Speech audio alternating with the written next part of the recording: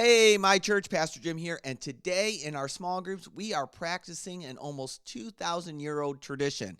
You ready to find out more? Let's do it.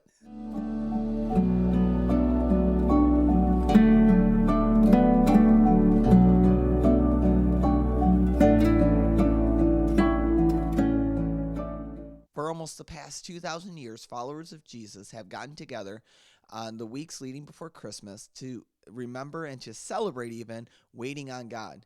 Now, this idea of waiting on God might seem like that is something that we would not want to celebrate. I mean, who wants to have to wait on God for an answer to a prayer? But we're going to talk about that more in just a minute. But this season, right before Christmas, is known as Advent. And Advent comes from the Latin word which means arrival, waiting on the arrival of Jesus. Now, Advent has two parts. And the first part is what we're going to celebrate and talk about today in small group. It's where God's people for the last 2,000 years before Jesus was born was waiting on God to fulfill his promise to send a Savior to rescue them. And then next week, we're going to talk about the second part of Advent, which is where you and I are living in right now, where we await the second arrival. We wait for Jesus' return to rescue us and to put the world back right. And here's what you need to know for today. That for about 2,000 years before Jesus was born, God's chosen people that, according to Scripture, is collectively called Israel, was waiting on God to come and rescue them. And waiting is hard. But it's even harder when you're facing really difficult circumstances.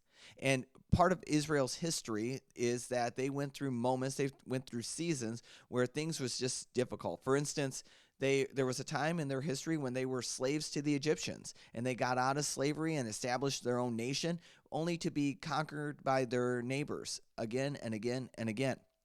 And through it all, is we see if you and I were to open up and read some of the books and some of the writings that people living in that moment, in those moments, wrote down, we would see that they were able to, despite all their circumstances, to hang on to this hope that God was with them, this hope that God was for them, and the hope that God was going to fulfill his promise to send a Savior to rescue them.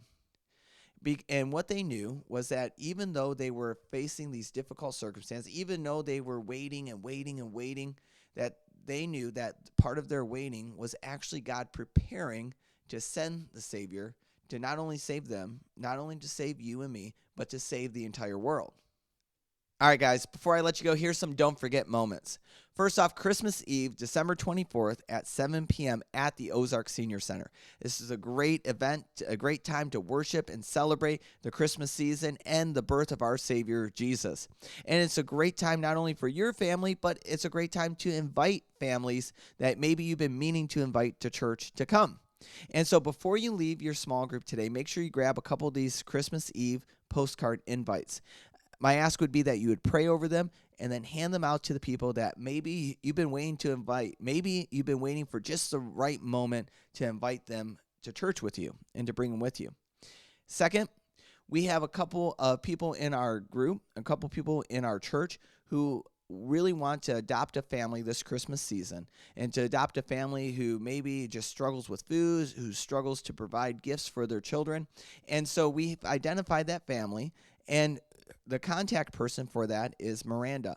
And so if you would like to help and be involved with this, to help bless a family this Christmas season, get Miranda's number from your small group leader. They should have that. And then go ahead and reach out to her sometime this week, and she will go ahead and help give you that information that you need. All right, guys, before I let you go, Merry Christmas. And thank you so much for being a ministry partner with me, where together we outshine the darkness in people's lives around us. Take care.